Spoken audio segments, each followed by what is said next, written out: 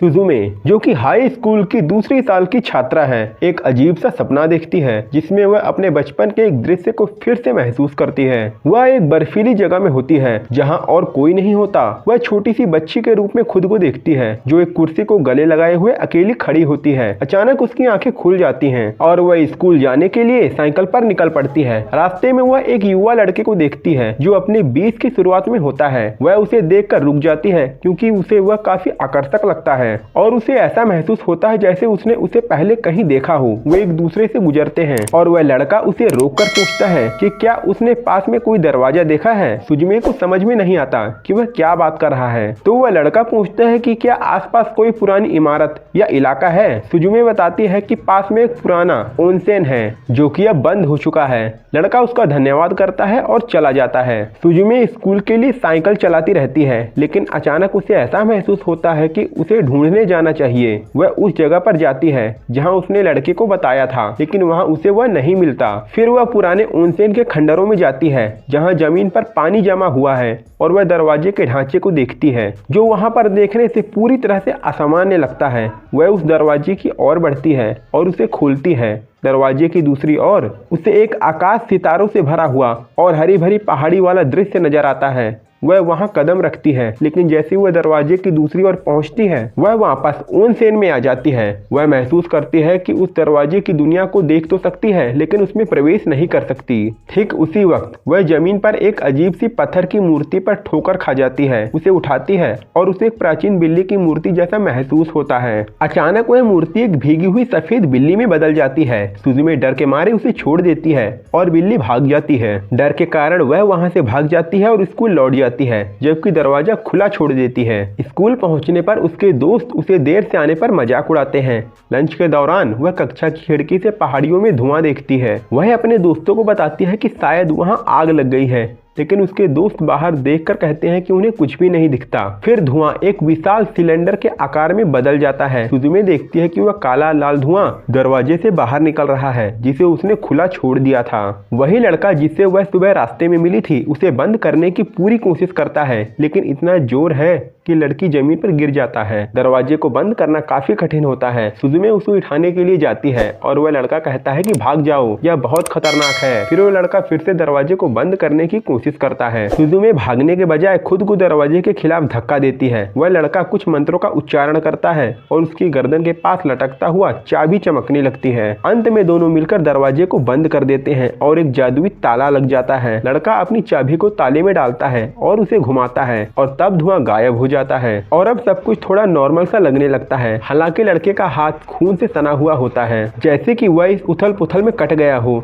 सुजुमे उसे अपने घर ले जाती है और उसका घाव बांध देती है, ये कहते हुए कि अस्पताल में यह सब समझाना बहुत मुश्किल होगा। वे एक दूसरे से परिचय करते हैं और लड़का बताता है कि उसका काम है जापान भर में घूमकर उन दरवाजों को ढूंढना और उन्हें बंद करना, क्योंकि अगर ऐसा नहीं किया तो दुनिया खत्म हो सकती है। वह बताता है कि ये दरवाजे उन जगहों पर दिखाई देते हैं जिन्हें लोग छोड़ चुके होते हैं और यह काम उसके परिवार में पीढ़ी दर पीढ़ी चलता आया है, इसलिए उसे इसे करना पड़ता है। अचानक एक प्यारी सफेद बिल्ली सुजुमे की खिड़की पर आ जाती है। वह उसे खाना और पानी देती है और फिर अचानक वह बोल पड़ती है और सुजुमे से कहती है कि वह उसे बहुत पसंद है। बिल्ली लड़के की ओर देखती है और कहती है कि वह उनके रास्ते में है। उस बिल्ली को, जिसे वे डाइजीन मिनिस्टर कहता है, उसे एक कुर्सी में बदल दिया। कुर्सी में सोडा सामान्य रूप से बोल सकता है और अपनी पहुंच जैसी कुर्सी की टांगों को हिला सकता है। इस लड़के का नाम सोता है। बिल्ली भाग जाती है और दोनों उसका पीछा करते हुए एक नाव तक पहुंच जाते हैं जो कि अहीमे की ओर जा रही होती है। पीछा करते हुए लोग देखते हैं एक कुर्सी खुद ब खुद चल रही है और एक भागती हुई बिल्ली का पीछा कर रही है और इन तस्वीरों का वायरल होना सोशल मीडिया पर शुरू हो जाता है। नाव में बिल्ली कहती है कि वह जापान के चारों ओर और भी ज्यादा दरवाजे खुलेगी और फिर छोटी तेज नाव में कूद जाती है। अब चूंकि वो उसका पीछा नहीं कर सकते, वे नाव में बैठकर कुछ खाने का फैसला करते हैं। सुजुमे की आंटी यानी उसकी मौसी, जो कि उसकी देखभाल करती है, पूछती है कि वह कहाँ है और सुजुमे झूठ बोलकर कहती है कि वो एक दोस्त के घर पर रात बिता रही है। अब उसकी मासी गुस्से में आकर कहती है कि जल्दी वो घर आ जाए। नाव में सुजुमे तो कुछ खाना खाती है और जब वो सोता को देखती है उसे भी खाना देती है, लेकिन वह नहीं खाता क्योंकि कुर्सी के रूप में वह भूखा नहीं होता। सुबह सुजुमे अपना फोन देखती है और पता लगाती है कि बिल्ली की तस्वीरें सोशल मीडिया पर वायरल हो गई है और अब वो इन्हें इस्तेमाल कर सकते हैं ताकि यह पता चल सके कि बिल्ली कहाँ है। सोता सुजुमे से कहता है कि वह अगली नाव से घर लौट जाए और बाकी का काम वह खुद कर लेगा।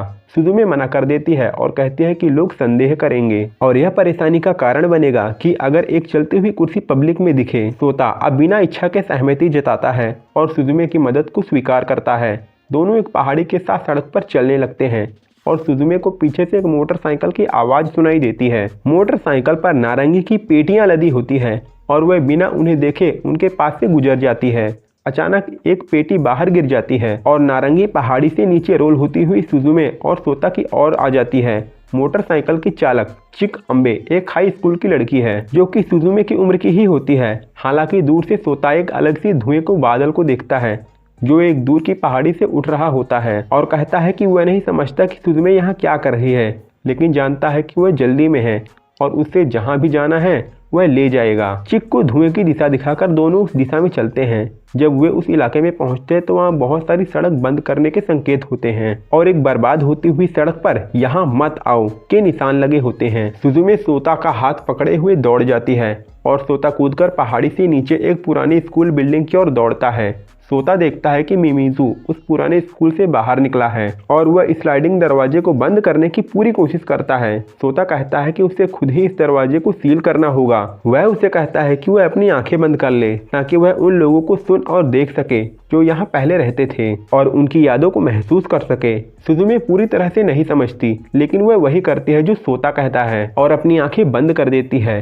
वह धीरे धीरे धुंधले रूप में छात्रों को देखती है जो स्कूल में आते हैं और उस दरवाजे से प्रवेश करते हैं जिसे वह बंद करने की कोशिश कर रही है। वह उनकी बातें सुनती है, तभी चाबी चमकने लगती है और अंत में सोता और सुजुमे मिलकर दरवाजे को बंद करने में सफल होते हैं। एक जादुई ताला लगता है और सुजुमे चाबी को ताले में डालकर घुमाती है। दरवाजा सील हो जाता है और दोनों खुशी से जश्न मनाते हैं। अचानक वही बिल्ली दिखाई देती है और सुजुमे की कोशिश को सराहना करने लगती है। सोता उसे डांटते हुए कहता है कि वह उसे फिर से उसकी सामान्य हालत में बदल दे। चिक सुजुमे को रात भर रुकने के लिए जगह देती है और सुजुमे सहमत हो जाती है। पता चलता है कि चिक का परिवार एक रियोकेन जापानी अतिथि गृह चलाता है और वह सुजुमे को चिक के कमरे में रुकने देते हैं। उसके नारंगी बचाने के लिए धन्यवाद और बदले में कुछ कामों में मदद करने के लिए। चिक सुजुमे को कॉल करती है और कहती है कि रात का खाना तैयार है और वह सोता से पूछती है कि क्या वह अकेले ठीक रहेगा। सोता कहता है कि इस रूप में उसे भूख नहीं लगती, इसलिए वह बिना किसी चिंता के जा सकती है और अपना समय अच्छा बिता सकती है। रात के खाने के बाद चिक और सुजुमे उनसे की सफाई करती हैं और फिर बिस्तर पर जाने से पहले दोनों आपस में बातें करती हैं। चिक सुजुमे से पूछती है कि वह अपने घर से इतनी दूर आकर वास्तव में क्या कर रही है। सुजुमे को जवाब नहीं मिलता और चिक कहती है कि अगर ये ऐसा कुछ है जिसे वह नहीं बता सकती तो कोई बात नहीं। वह कहती है कि वह आभारी है कि सुजुमे उसके साथ आई क्योंकि उसने काफी समय से अपने पुराने हाई स्कूल को नहीं देखा था और उसे फिर से देखना उसे बहुत पुरानी यादों में ले गया और उन अच्छे लम्हों को ताज़ा कर दिया जो कि उसने वहाँ बिताए थे। वह कहती है जो भी है यह लगता है कि यह कुछ महत्वपूर्ण है जो कि सुजुमे को हर हाल में करना ही होगा और वह इसके साथ खुद को जोड़ सकती है। सुजुमे को खुशी होती है कि चिक उसे समझ पाई और दोनों सोने चली जाती हैं। सुबह सुजुमे अपने फोन पर देखती है कि बिल्ली कोबे पहुंच चुकी है। वह सोता को जगाने की कोशिश करती है लेकिन वो हिलता ही नहीं है और ना कुछ कहता है। सुजुमे मौका पाकर उसे किस करने की सोचती है लेकिन फिर रुक जाती है और सोचती है कि आखिरकार उसकी मुंह कहाँ है क्योंकि वह कुर्सी के रूप में है। अचानक सोता जगता है और सुजुमे उसे बताती है कि बिल्ली कोबे में है और उन्हें जल्दी जाना होगा। वह चिक और उसके परिवार का धन्यवाद करती है और दोनों एक दूसरे से संपर्क में रहने का वादा करते हैं। तभी अचानक मूसलाधार बारिश शुरू होती है और दोनों एक बस स्टॉप के नीचे शरण लेते हैं। अगली बस आने में काफी समय है तो दोनों सोचते हैं कि अब क्या करना चाहिए। उसी वक्त एक अच्छे समार्टिन रूमी निनोमिया जो सुजुमे को अकेले देखती है अपनी कार रोक लेती है। कार के पीछे रूमी के 2 छोटे बच्चे होते हैं जिनके साथ रूमी अपनी फोन चेक करती है और बताती है कि उसकी बेबी सिटर ने आखिरी मिनट में छुट्टी ले ली है और उसे कुछ ही घंटों में काम पर जाना है और फिर वह सुजुमे की ओर देखती है। अगले दृश्य में हम देखते हैं कि सुजुमे बच्चों को मनोरंजन करने में थक चुकी है और वह अपने क्षेत्र से बाहर महसूस करती है। सोता तुरंत हरकत में आता है और एक रोबोट कुर्सी जैसा बर्ताव करने लगता है। सुजुमे कहती है कि यह एक रोबोट टॉय कुर्सी है और बच्चे सोता पर सवारी करने लगते हैं जबकि वह चारों ओर चलता है। जब बच्चे सो जाते हैं सुजुमे नीचे जाती है और रूमी उसकी मदद मांगती है क्योंकि वह बहुत व्यस्त है। बिल्ली सुजुमे को देखती है और सामने के दरवाजे से बाहर निकल जाती है। सुजुमे कहती है कि उसे 1 मिनट के लिए बाहर जाना होगा और बिल्ली का पीछा करने के लिए दौड़ पड़ती है। वह सोता को आवाज देती है और सोता दूसरी मंजिल की खिड़की से कूद जाता है। अब भाई दोनों बिल्ली का पीछा करते हैं और एक पुरानी मनोरंजन पार्क में स्थिति मिमीजू धुआं देखती है। जब वे पहुंचते हैं तो मिमीजू के स्रोत को पा जाते हैं, जो एक पुरानी फेरिस व्हील के एक काट में एक दरवाजा है।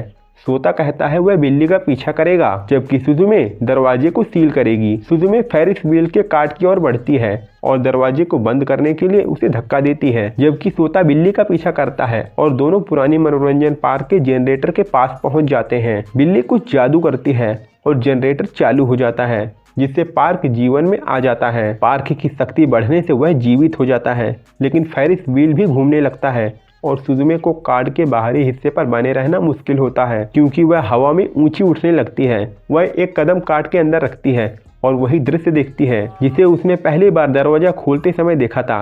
एक आकाश में बिखरे तारे, एक हरी भरी पहाड़ी और एक छोटी लड़की जो अपनी मृत माँ के साथ उस दृश्य में खड़ी होती है। वह दृश्य के करीब जाती है और अपनी माँ को पुकारती है। इस बीच सोता आखिरकार बिल्ली को पकड़ लेता है और उसी पल उसे एहसास होता है कि सुजुमे मुसीबत में है। सुजुमे को लगता है कि वह एक हरे भरे मैदान में चल रही है, लेकिन असल में वह फेरिस व्हील के काट में कदम रख चुकी है और एक कदम और बढ़ाने से वह काट के बाहर से गिर सकती है। सोता बिल्ली को छोड़कर फेरिस व्हील की ओर दौड़ता है। सुजुमे दरवाजा बंद कर देती है और दोनों आराम करते हैं। बिल्ली अब फिर से भाग जाती है और वे दोनों तय करते हैं कि फेरिस व्हील के काट में बैठकर जब तक वह नीचे न आ जाए तब तक वहीं रहेंगे। सुजुमे सोता को बताती है कि उसने दूसरी ओर क्या देखा। जब वे वापस स्नैक बार में आते हैं तो रूमी बाहर आकर सुजुमे को गले लगाती है और कहती है कि उसे इस वक्त अकेले बाहर नहीं जाना चाहिए। रूमी, सुजुमे और मेजबान एक साथ रात को खाना खाते हैं और फिर सोने चले जाते हैं। सुजुमे देखती है कि तामकी के पास से 50 संदेश आए हैं और तामकी या तामाकी, जो कि उसकी मासी हैं जिन्होंने उसको पाला है, वह तय करते हैं कि सुजुमे को ढूंढेंगे और खुद उसे वापस लाएंगी। उस रात सुजुमे बिस्तर पर लेट जाती है और सोता उसे बताता है कि वह एक चौथे साल का विश्वविद्यालय छात्र है जो शिक्षक बनना चाहता था, लेकिन इस स्थिति के कारण वह शिक्षक की परीक्षा में बैठ नहीं पाया। सुजुमे हैरान होती है और दोनों बातचीत करते हैं जब तक वे दोनों सो नहीं जाते। जब सोता उस रात सो जाता है तो हम देखते हैं कि उसकी आत्मा वास्तविक दुनिया से और दूर जा रही है। शायद उस बिल्ली ने उसकी शारीरिक स्थिति को बदल दिया है। जब वह सो जाता है तो ऐसा लगता है कि जैसे वह एक अलग दुनिया में डूब जाता है और सुजुमे की कुर्सी पर एक सुनसान समुद्र तट पर बैठा होता है। अगले दिन रूमी सुजुमे को ट्रेन स्टेशन पर छोड़ देती है। सुजुमे और सोता बुलेट ट्रेन से टोक्यो लौटते हैं और सोता कहता है कि उसे अपनी अपार्टमेंट में कुछ किताबें देखनी है। टोक्यो वापस पहुंचने पर सोता उसे अपनी अपार्टमेंट में ले जाता है, जो ओचानिमिजू में एक लॉस और कन्वीनियंस स्टोर के ऊपर है। वहां सोता सुजुमे को एक किताब दिखाता है जो मिमीजू और सीलिंग स्टेशन के इतिहास के बारे में बताती है, जो मिमीजू को सील करने के लिए इस्तेमाल होते हैं। मिमीजू ऐसे प्राणी होते हैं जो पृथ्वी पर आपदाएं लाते हैं, जैसे भूकंप। सोता बताता है कि क्यूसू उसके घर वाले शहर और टोक्यो में एक सीलिंग स्टोन है। वह यह भी बताता है कि उसके परिवार का काम हमेशा से मिमीजू को सील करना रहा है जब वे प्रकट होते हैं। सोता के इस बारे में समझाने के बाद वे अपने अगले कदम पर विचार कर रहे होते हैं, तभी दरवाजे पर दस्तक होती है। यह सोता का दोस्त सारजावा होता है, जिसके पास अपार्टमेंट की चाबी होती है और वह अंदर घुस जाता है।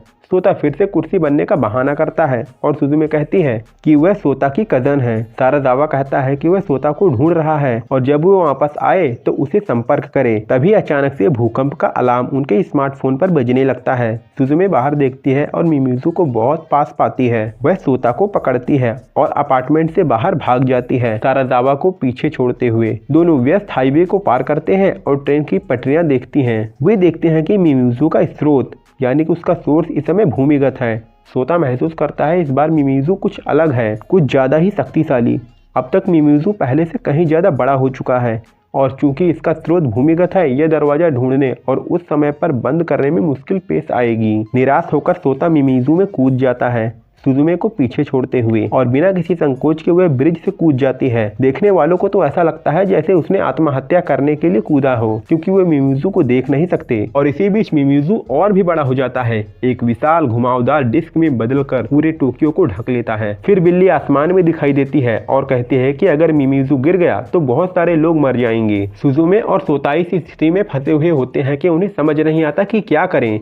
जब बिल्ली कुछ करती है और सोता की कुर्सी के शरीर पर बर्फ की परत जमने लगती है। सोता महसूस करता है कि अब वह मरने वाला है और कहता है कि उसे नहीं लगता कि ऐसा अंत होगा। खासकर उसने अभी बस सुजुमे से ही मुलाकात की थी। वह नहीं सोचता था कि उसका जीवन यहाँ खत्म होगा और यह शब्द उसके आखिरी शब्द बन जाते हैं। फिर पूरी कुर्सी बर्फ से ढक जाती है। सुजुमे काफी जोर से सोता का नाम पुकारती है और बिल्ली कहती है कि उसे रोने की जरूरत नहीं है क्योंकि अब सोता नहीं रहा। वह अब वही सीलिंग स्टोन बन चुका है जो इस मिमिज़ू को सील करने के लिए था। इस सदमे से सुजुमे बेहोश हो जाती है और बिल्ली उसे पकड़ लेती है और अपने शरीर को एक मुलायम तकिए में बदल लेती है ताकि सुजुमे को गिरने से बचाया जा सके। सुजुमे के कपड़े फटे हुए हैं और उसके जूते गायब हैं, लेकिन वह किसी अन्य नुकसान से बची हुई है। गुफा जैसी किसी जगह के नीचे है जिसमें हल्का पानी फैला हुआ है। वहाँ एक मंदिर जैसे द्वार के पार वह सोता को उसकी कुर्सी के रूप में बर्फ से ढका हुआ और जमीन में गड़ा हुआ देखती है। वह उसे पुकारती है लेकिन वह उसे नहीं सुन सकता।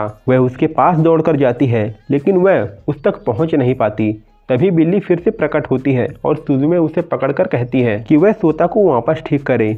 बिल्ली कहती है कि वह उसे नुकसान पहुंचा रही है और उसने बस खेलना चाहा था। बिल्ली सुजुमे से कहती है कि क्या वह उसे पसंद करती है, तो सुजुमे को गुस्सा बढ़ जाता है और वह उसे कहती है कि उसे बिल्ली से नफरत है। इसके बाद बिल्ली का व्यवहार पूरी तरह बदल जाता है। उसकी आंखों में वह चमक नहीं रहती और वह बिल्ला अब कुछ नहीं कहता। फिर वह चुपचाप वहां से चला जाता है और वह सिर्फ एक साधारण बिल्ला की तरह लगता है। द्वार को बंद कर उसे लॉक करने के पहले सुजुमे कसम खाती है कि वह सोता को बचाएगी। सुजुमे अब रास्ता खोजती है और एक हाईवे सुरंग में पहुंचती है। वहां बाहर निकलकर उस अस्पताल में पहुंचती है जहाँ सोता के चाचा का इलाज चल रहा है। जब हालात साफ होते हैं तो वह उनके कमरे में प्रवेश करती है और सब कुछ समझाती है। चाचा कहते हैं कि सोता को बचाने का कोई तरीका नहीं है और उसे अपनी जिंदगी जारी रखनी चाहिए और जो कुछ भी उसने देखा है उसको भूल जाना चाहिए। लेकिन सुजुमे नहीं रुकती और कहती है कि उसे बचाना है। चाचा पूछते हैं कि क्या वह डरती है, तो वह कहती है कि हाँ वह डरती है, लेकिन उससे कहीं ज्यादा डर उसे इस दुनिया से है जिसमें सोता नहीं होगा। उसके चाचा हंसते हैं और कहते हैं कि उसे वापस लाने का अब एक ही तरीका है और वह है उस जगह पर जाना जो वह दरवाजे के उस तरफ देखती है। अब वह पूरी दृढ़ संकल्पित है और उसे पता है कि उसे कहाँ जाना है, अपनी बचपन की जन्मभूमि मियागी। वह सोता के अपार्टमेंट वापस जाती है और अपनी साफ सुथरी यूनिफॉर्म पहनती है। फिर वह अचानक स्टेशन की ओर निकल पड़ती है। संयोगवश सोता का दोस्त साराजावा अपनी कार में स्टेशन के सामने बैठा होता है और सुजुमे को देखता है। वह उसे आवाज देकर पूछता है कि सोता कहाँ है। वह कहती है कि उसके पास बात करने का समय नहीं है और वहाँ से जाने की कोशिश करती है, लेकिन वह उसका हाथ पकड़ लेता है और अधिक स्पष्टीकरण चाहता है। तभी तमाकी वहाँ जाती है और उन्हें देखती है। वह स्थिति को गलत समझ लेती है और सोचती है कि साराजावा एक प्ले बॉय है जो सुजुमे को हर जगह घुमा रहा है। तमाकी उसका हाथ खींचकर उसे घर ले जाने की कोशिश करती है, लेकिन सुजुमे उसे धक्का देकर साराजावा की कार में कूद जाती है और अब तमाकी मासी भी उनके पीछे कूद पड़ती है। तीनों के बीच बहस चल रही होती है। तभी पीछे की एक सीट से आवाज आती है, चुप रहो। वे पलटकर देखते हैं तो पाते हैं कि वही बिल्ली उन सभी को घूर रही है। बिल्ली को बात करते हुए देखकर उनका गुस्सा ठंडा हो जाता है। सुजुमे इस मौके का फायदा उठाती है और उन्हें बताती है कि उसे एक जगह जाना है, चाहे कुछ भी हो। तुरंत तमाकिया और साराजावा अनिच्छा से सहमत होते हैं और वह जहाँ जाना चाहती है उसे वहाँ ले जाने का निर्णय लेते हैं। वे बारिश से बचने और कुछ खाने के लिए एक रेस्ट स्टॉप पर रुकने का फैसला करते हैं। तमाकी अपने दोस्त को कॉल करती है और स्थिति समझाती है। दोस्त उसे बताती है कि किसी ऐसे अजनबी का साथ गाड़ी चलाना खतरनाक है और उन्हें अब घर लौटने के लिए बस में सवार हो जाना चाहिए। दोस्त रेस्ट एरिया में जाकर टिकट चेक करता है और कहता है कि वे अगले बस में घर वापस जा सकते हैं। तमाकी कार में वापस जाती है और सुजुमे को घर जाने के लिए मनाने की कोशिश करती है, लेकिन सुजुमे उसे काफी मजबूती से नकार देती है। वह कहती है कि उसने कभी नहीं कहा कि तमाकी उसे लेने आए और उसे अकेला छोड़ देना चाहिए। तमाकी गुस्से में आ जाती है और अचानक एक शैतान की तरह बात करने लगती है। वह सुजुमे से कहती है कि उसने कभी नहीं कहा था कि वह उसकी देखभाल करने वाली बने और उसकी वजह से उसका करियर और उसकी निजी जिंदगी रुक जाए। वह सुजुमे से कहती है कि वह उसका सारा समय वापस दे दे। सुजुमे समझ जाती है कि यह उसकी आंटी नहीं है। पीछे की ओर वह एक बड़ा काला बिल्ली दिखती है जिसकी आंखें पीली और चमकदार हैं। यह बिल्ली तमाकी को नियंत्रित कर रही है। तभी डाइजीन सफेद बिल्ली कूदकर उस काले बिल्ले पर गुर्राती है और तमाकी गिर जाती है। सुजुमे कार से बाहर निकलकर तमाकी को जगाने की कोशिश करती है। तमाकी होश में आती है और माफी मांगती है और रेस्ट स्टॉप की तरफ दौड़ जाती है। साराजावा उससे पूछता है कि क्या हुआ और तमाकी रोते हुए कहती है कि उसने जो कुछ भी कहा था वह वापस नहीं लिया जा सकता। अगले दिन वे फिर से रास्ते पर होते हैं। सुजुमे के घर की ओर जाते हुए बिल्ली फिर से बोलने लगती है और इस बार साराजावा और तमाकी दोनों उसे सुन सकते हैं। यह साराजावा का ध्यान भंग कर देता है और वह एक आने वाली कार से टकराने की कगार पर होता है। वह गाड़ी को अचानक मोड़ता है और एक खड्ड में गिर जाता है। सब ठीक है, लेकिन गाड़ी खराब हो चुकी है। तमाकी मासी अब पास में एक पुरानी साइकिल देखती है और सुजुमे से कहती है कि वह उस पर सवार हो जाए, जबकि बिल्ली साइकिल की टोकरी में कूद जाती है। तमाकी रेस्ट स्टॉप पर कही हुई बातों के लिए माफी मांगती और कहती है कि उन्हें नहीं मालूम कि क्या हो रहा है, पर उन्हें मालूम है कि यह सब महत्वपूर्ण है। फिर सुजुमे अपने घर के पिछवाड़े में एक टाइम कैप्सूल खोदती है। सुजुमे के पास एक नोटबुक होती है जिसमें उसने बचपन में अपनी मनपसंद चीजों को डूडल किया था।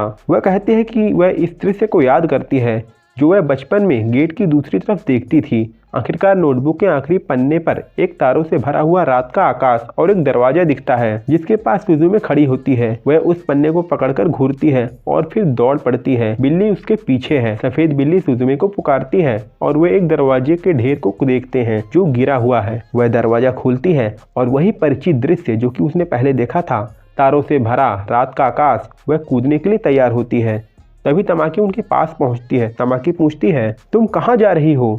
सुजुमे जवाब देती है, मैं उस शख्स के पास जा रही हूँ जिसे मैं प्यार करती हूँ, और वह दरवाजे के पार कूद जाती है। उसके बाद सुजुमे सबसे बड़े मिमिज़ू को हवा में देखती है जिसे उसने कभी देखा था। काले बिल्ली का रूप एक विशाल सफेद बाघ में बदल जाता है और मिमिज़ू से लड़ने लगता है। सुजुमे और सफेद बिल्ली एक बर्बाद इलाके में उतरते हैं जहाँ घरों के मलबे जल रहे होते हैं और कुछ बोटें मलबे के ऊपर रखी होती हैं। वहाँ उसे एक पहाड़ी दिखाई देती है और ऊपर पर सोता बर्फ में जमे हुए होता है। वे सोता तक पहुँचते हैं और सुजुमे उसे बाहर खींचने की कोशिश करती है, लेकिन जैसे ही वह उसे छूती है उसके हाथ बर्फ में जमने लगते हैं। सफेद बिल्ली उसे चेतावनी देती है कि अगर वह सोता को बाहर निकालेगी तो मिमिज़ू को रोके रखने वाला सीलिंग स्टोन नहीं रहेगा और वह फिर से दुनिया में फैल जाएगा। सुजुमे कहती है, मुझे परवाह नहीं है, मैं सीलिंग स्टोन बन जाऊंगी और सोता की जगह ले लूंगी। सफेद बिल्ली सुजुमे के दृढ़ संकल्प को देखती है क्योंकि वह पूरी ताकत से सोता को छुड़ाने की कोशिश करती है, जबकि उसके हाथ जमते जाते हैं। अंततः सुजुमे और सफेद बिल्ली मिलकर सोता को बाहर खींचने में सफल होते हैं